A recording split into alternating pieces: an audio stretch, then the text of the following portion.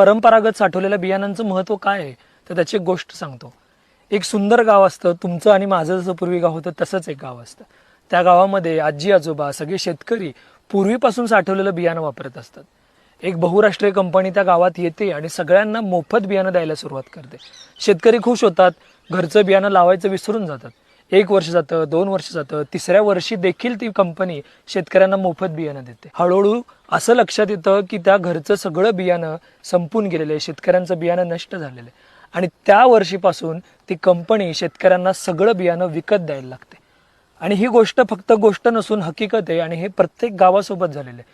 आपण सगळे बहुराष्ट्रीय कंपन्यांना भुलून आपली बियाणं नष्ट केली आणि आता आपण सगळी त्यांची बियाणं वापरतोय.